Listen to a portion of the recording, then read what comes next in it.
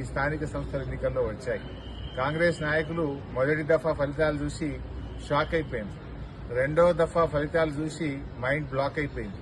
ఇక మూడో దశ ఫలితాలు ఇవాళ రాత్రికి వస్తాయి.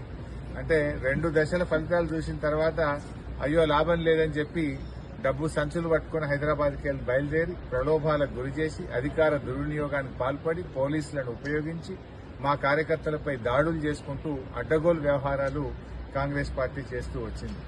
కానీ అంతకంతకు అనుభవిస్తారు. ఇలా దాడులు చేస్తే సహించేది లేదు. ఇప్పటికైనా దాడులు మానుకోండి. మా కార్యకర్తల జోలికి వచ్చినా, మా కార్యకర్తలను ఇబ్బంది పెట్టినా, బలవంతంగా మీరు పార్టీలో జాయిన్ చేసుకోవాలని చూసినా కూడా దాని తీవ్రమైన పరిణామాలుంటాయని చెప్పి కూడా హెచ్చరిస్తూ ఇవాళ బీఆర్ఎస్ కార్యకర్తలు ఉద్యమకారులు మా వాళ్ళంతా కూడా ఇవాళ ఈ ఉద్యమకారులే నేడు సర్పంచులుగా, ఉప సర్పంచులుగా, వార్డు మెంబర్లుగా ఎన్నిక కాబడ్డారు. ఇవాళ వాళ్ళకు కూడా తెలుసు మళ్ళా 2 ఏళ్లలో వచ్చేది బీఆర్ఎస్ గవర్నమెంటే. ఎట్లా ఎన్నికలు ఒక 6 నెలలు ఏడాది ముందుకే వచ్చినట్టున్నాయి. 1 నేషన్ 1 ఎలక్షన్ అని ఒక సంవత్సరం ముందుకు వస్తాయని అంటున్నారు. అంటే 2 ఏళ్ల తర్వాత వచ్చేది బీఆర్ఎస్ గవర్నమెంటే. మళ్లీ కేసీఆర్ గారే ముఖ్యమంత్రి అవుతారు. సో ఇప్పటికైనా ఇవాళ ఆలోచించుకోవాల్సిన అవసరం ఉంది. సో గెలిచినటువంటి సర్పంచులు ధైర్యంగా ఉండండి. తప్పకుండా మళ్లీ కేసీఆర్ గారి ప్రభుత్వం వస్తుంది.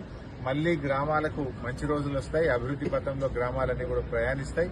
సో గెలిచిన వారందరికీ కూడా బీఆర్ఎస్ పార్టీ పక్షాన అందరికీ పేరు పేరున శుభాకాంక్షలు, అభినందనలు.